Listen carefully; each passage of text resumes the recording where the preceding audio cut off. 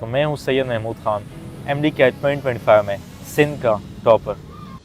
सैयद महमूद खान जो है स्टूडेंट हैं हमारे, उनके आए हैं 175 out of 180 marks. Literally history कायम कर दिया माशाल्लाह by studying only and only from an online institute and that too अल्हम्दुलिल्लाह नियर पियर।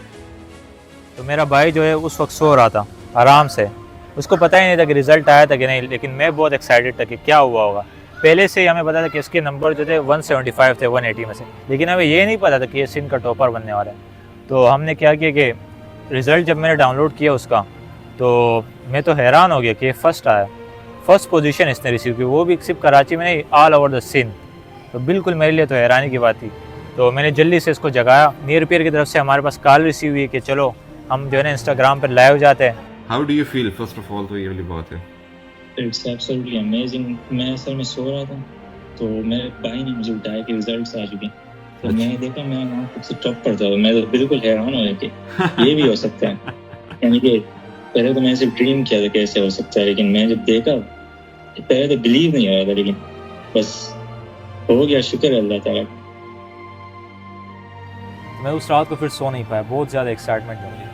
तो जब मैं सुबह अपने अब्बू के पास गया, वो फिर काम पे जा रहे थे, तो मैं उनके पास सुबह गया, मैं उनको बताया कि अब्बू रिजल्ट्स आ चुके हैं। तो अब्बू ने बोला अच्छा। अब्बू ने बोला, मैंने बोला कितने मार्क्स आ गए होंगे आपके ख्याल में, आप गेस लगाए कि कितने मार्क्स आ गए। तो अब्बू ने बोला 150। मैं बोला नहीं अब्बू थोड़े से ज़्यादा है। 155 नहीं अब्बू थोड़े से ज़्यादा।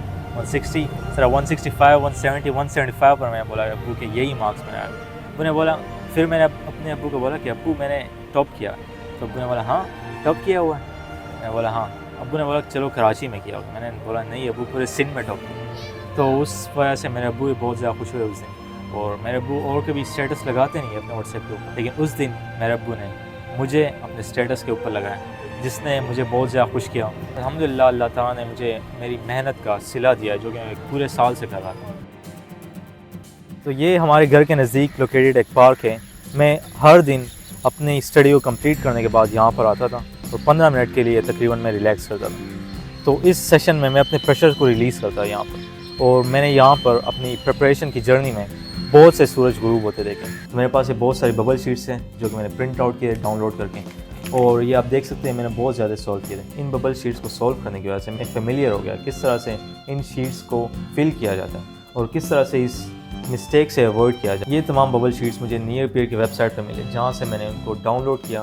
फिर मैंने अपने अब्बू को बोला कि इनको प्रिंट आउट करें ताकि मैं इन पे फिजिकली बबल शीट्स को फिल कर सकूँ और इनसे फेमिलियर हो सकूँ। तो अपनी प्रिपरेशन में मैं बिल्कुल ये सजेस्ट करूँगा कि हर MD कैट एस्पायरेंट ब्रेक ज़रूर ले और बर्न आउट से बचे। मैं सेकेंड ईयर में आया, जिस तरह से हर प्री मेडिकल का बच्चा ये सोचता है कि अभी MD कैट की तैयारी शुरू करनी है। बच्चे के 3 मेजर सवाल होते हैं। नंबर 1 ये होता है कि कब से हम लोग प्रिपरेशन स्टार्ट करें। नंबर 2 ये होता है कौन सी एकेडमी को ज्वाइन करें। और नंबर 3 ऑनलाइन ले या फिजिकल ले। तो मैंने ये डिसाइड किया कि मैं ऑनलाइन ट्राई करूँगा, और मैंने सबसे पहले नियर पियर को ज्वाइन किया। नियर पियर कंप्लीट जर्नी है। सबसे पहले आप ज्वाइन करते हो जुनून बैच, उसके बाद आता है पहचान बैच, यकीन बैच, उसके बाद फाइनल मंजिल बैच। तो ये तमाम बैचेस अगर तो आप ज्वाइन करते हो तो आपकी बहुत ज़्यादा रिवीजन हो जाती है, और इस तरह से जो भी कंटेंट है ये PMBC के सिलेबस में आपको रिवाइज होते जाता है और आपके दिमाग में बिल्कुल बैठ जाता है। वैसे तो आप लोगों ने लॉ ऑफ मैनिफेस्टेशन के बारे में सुना ही होगा। लॉ ऑफ मैनिफेस्टेशन एक ऐसी चीज़ है कि जो चीज़ भी आप जो है चाहते हैं वो हो जाती है। असल में आप उसके बारे में सोचते रहते हो वो हो जाती। बिल्कुल ऐसे ही मेरे भाई के साथ भी हुआ। मेरा भाई हर वक्त जो है ना सोचता था कि मेरे ये एग्जैक्टली मुझे बताता था कि मेरे 175 ही आएंगे। मेरे अब्बू को भी बताता था कि यही आएंगे मेरे, और ना इसके 160 है, ना 165, ना 170, ना 176, एग्जैक्टली उसके वही 175 मार्क्स आए। और ये एक लॉ ऑफ मैनिफेस्टेशन, एक अगर आप मेहनत करते हो तो लक भी आपके साथ फिर चलता है और आप आखिर में जीत जाते हो। इसके बाद जब लास्ट बनता है तो मैंने ये 2 बुक्स खरीदी। नंबर 1 है ये फास्ट पेपर्स की बुक, और नंबर 2 है द लास्ट असाइनमेंट। तो ये बुक्स बहुत ही ज़्यादा फ़ायदेमंद थी मेरे लिए। पास्ट पेपर्स बहुत ही ज़्यादा इंपॉर्टेंट चीज़ है। अगर तो आप इसको मिस कर जाए तो आप भूल ही जाए कि आप MCAT में कुछ अच्छी पोजीशन ला सकते हैं। तो इस बुक ने मुझे बहुत ज़्यादा हेल्प की कि मैं फेमिलियर हो सकूँ किस तरह से क्वेश्चंस पास्ट ईयर में आए हुए हैं। तो इस बुक की एक खास बात ये थी कि तमाम प्रोविंसेस के जो क्वेश्चंस अपेयर हुए, ना सिर्फ किसी एक प्रोविंस के नहीं, तमाम प्रोविंसेस के जो भी क्वेश्चंस अपेयर हुए MCAT में पास्ट 5 ईयर्स की, तो वो तमाम क्वेश्चन इसमें प्रेजेंट है। इसके बाद आती है द लास्ट असाइनमेंट, जो कि मैंने बिल्कुल लास्ट में ही सॉल्व की, जिस तरह से यहाँ पर लिखा हुआ है द लास्ट असाइनमेंट। तो नियर पे की टॉपर्स गाइड ने मुझे बहुत ज़्यादा हेल्प की और मुझे बहुत ज़्यादा टिप्स एंड ट्रिक्स उसने बताया किस तरह से आप एक टॉपर बन सकते हो। इसमें से एक बहुत ही इंपॉर्टेंट टिप ये थी कि आपने अपनी सेहत का ख्याल रखना है, यानी कि आपने अपनी जर्नी में पागल नहीं बनना कि पूरा दिन आप पढ़ाई करते रहो, इस तरह से नहीं करना, कि अपनी सेहत का बहुत ज़्यादा ख्याल रखना है। इसके अलावा टॉपर्स गाइड की वजह से मैं दूसरे टॉपर्स जो थे उन्होंने जो टिप्स एंड ट्रिक्स दिए थे, उन्होंने जो मिस्टेक्स किए उनसे मैं फेमिलियर हुआ और अपनी प्रिपरेशन के दौरान किन चीज़ों को अपनाना चाहिए और किन चीज़ों से अवॉइड करना चाहिए, इन सब का आइडिया मुझे टॉपर्स गाइड से। तो मेरी एमकेट की जर्नी में मेरी फैमिली ने भी मुझे बहुत ज़्यादा सपोर्ट दी और मेरी फैमिली ने मेक श्योर किया कि मैं मैक्सिमम टाइम अपने प्रिपरेशन को दे सकूँ। यूजुअली क्या होता है कि जो बच्चा घर में सबसे छोटा होता है, सब तमाम घरेलू काम जो होते हैं वो उस बच्चे को दिए जाते हैं ताकि वो उसको कंप्लीट करे, लेकिन मेरे भाई ने मेरा बहुत ज़्यादा ख्याल रखा। उसने जो भी सारे घर के काम थे, दही लाना, जो भी मेरे अब्बू के साथ जो भी काम करने होते थे वो सारे मेरे भाई ने किए और मेरी प्रिपरेशन में बिल्कुल भी डिस्टर्बेंस इस वजह से नहीं है। तो मैं बहुत ज़्यादा शुक्रगुजार हूँ, आगे भी मैं सपोर्ट करता रहूँ। बहुत शुक्रिया।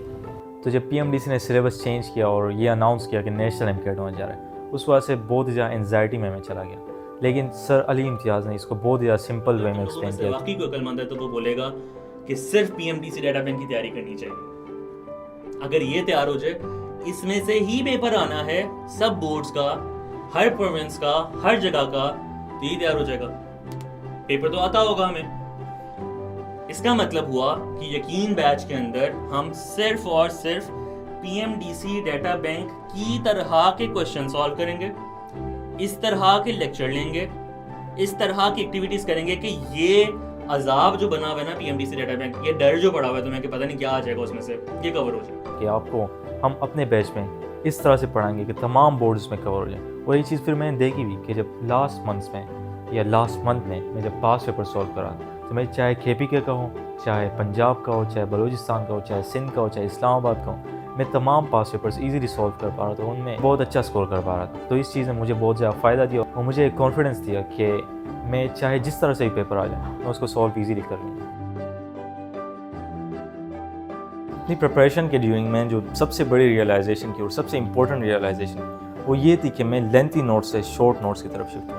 इसका मतलब ये है कि मैं एक बहुत बड़ा चैप्टर जो कि यूजुअली मैं 30 पेजेस के ऊपर कम्प्लीटली मैं उसको लिखता था, अपने नोट्स बनाता था, उनको मैंने 2-3 पेज पर शिफ्ट कर दिया और 2-3 पेज पर पूरे का पूरा चैप्टर का जो कंटेंट होता है वो मैं लिख लेता। इसकी वजह से मुझे रिवीजन में बहुत ज़्यादा हेल्प मिलती थी और एक चैप्टर को समराइज़ करने में बहुत ज़्यादा हेल्प मिलती थी और मैं ओवरवेल्म कभी फील नहीं करता कि अभी इस बहुत बड़े चैप्टर को मैंने रिवाइज़ करना। फॉर एग्जांपल आप देख सकते हैं ये एक चैप्टर है AC सर्किट्स के बारे में, जो कि मैंने सिर्फ और सिर्फ 2 पेजेस में समराइज़ करके शॉर्ट नोट्स बनाए हुए। इस तरह से मैंने तमाम चैप्टर्स के शॉर्ट नोट्स बनाए और मैंने अपनी प्रिपरेशन को बेहतरीन कर दिया। एक जो बहुत बड़ी मिस्टेक मैंने की थी अपनी एमकेट की जर्नी में वो ये था कि मैंने लास्ट डे में नींद सही से नहीं की थी। इसकी वजह से मैं स्लीप डिप्रिवेशन के शिकार हो गया और चूंकि हमें सेंटर बहुत जल्दी जाना था और सेंटर हमसे बहुत ज़्यादा दूर था, तो हम बहुत जल्दी उठे सुबह और मेरी नींद पूरी नहीं हो सकी। तो हम लोग तकरीबन 4:30 बजे सुबह उठे, 5 बजे हम लोग घर से निकले और तकरीबन 6 बजे तक सेंटर पहुँचे। 1 घंटे में लाइन में खड़ा होना पड़ा। 7 बजे मैं टेस्ट सेंटर के अंदर जाके बैठ गया। फिर तकरीबन पेपर स्टार्ट होने में 3 घंटे लगे। 10 बजे तक मैं वहाँ पर वैसे ही बैठा रहा और मुझे स्लाइट हेडेक फील होना शुरू हो गया। तो फिर जैसे ही पेपर होता गया और मैं आगे अपने क्वेश्चंस को करता गया तो मेरी हेडेक की इंटेंसिटी ज़्यादा से ज़्यादा होती रही, लेकिन फिर मैंने अपने कंपोजर को मेंटेन किया और मैं क्वेश्चंस को करते हुए बहुत ही केयरफुल रहा। और चूंकि मैंने बहुत ज़्यादा प्रिपरेशन की हुई थी, मैंने बहुत ज़्यादा FLP सॉल्व किए हुए थे, मेरी बहुत ज़्यादा प्रिपरेशन और मेरी बहुत ज़्यादा बबल शीट को फिल करने की प्रैक्टिस ने मुझे इस प्रेशर से बचाया। और यही मैं चाहता हूँ कि कोई भी एस्पायरेंट इस मिस्टेक को ना करे और इस मिस्टेक को हर लिहाज से अवॉइड करें। एमकेट की प्रिपरेशन के दौरान आपको ऐसे लोग ज़रूर मिलते हैं जो आपको कहते हैं कि अपने एम को नीचे कर लो या अपनी फील्ड को चेंज कर लो। तुम्हें जब भी ऐसे लोग मिलते हैं जो कि नेगेटिव एनर्जी कैरी करते हैं, मैं इनसे अवॉइड करता था और इनसे दूर रहता था ताकि ये मेरा माइंडसेट चेंज ना कर पाए और मैं अपने एम को लेकर कॉम्प्रोमाइज़ ना करूँ। मेरी एमकेट सक्सेस जर्नी में ना सिर्फ मेरे माँ बाप की दुआओं का रोल है, मेरे भाइयों को सपोर्ट का रोल है, मेरी मेहनत का रोल है, बल्कि इसके साथ साथ मेरे पेयर ने बहुत ज़्यादा कंट्रीब्यूट किया मेरी सक्सेस की तरफ। तो मुझे गाइडेंस चाहिए होती थी जब मैं स्ट्रेस में आ जाता तो सर अली इम्तियाज़ मुझे गाइड करते थे। मेरी स्ट्रेस को रिलीज़ करने में उन्होंने मेरी बहुत ज़्यादा हेल्प की। मेरे पेयर के पोर्टल पर हर वक्त लेक्चर्स भी अवेलेबल थे, हर वक्त प्रैक्टिस क्वेश्चंस भी अवेलेबल थे।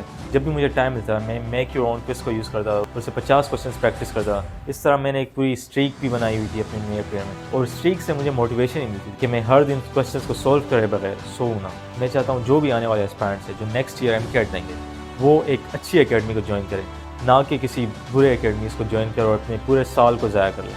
तो किसी अच्छी अकेडमी को ज्वाइन करें, इंशाल्लाह अल्लाह ताला आपको भी कामयाब करें। MCAT सिर्फ एक स्टेप था, एक बहुत बड़ी जर्नी है, ये सिर्फ एक पहला कदम था। इसके बाद मैंने MBBS में जाना है और वहाँ पर भी अपने माँ बाप का नाम रोशन करना है। इसके अलावा मेरे बहुत सारे ख्वाब है जिनको मैंने रियलाइज़ करना है और इंशाल्लाह मैं उनको रियलाइज़ भी करूँगा इसी फोकस और इसी डेडिकेशन के साथ।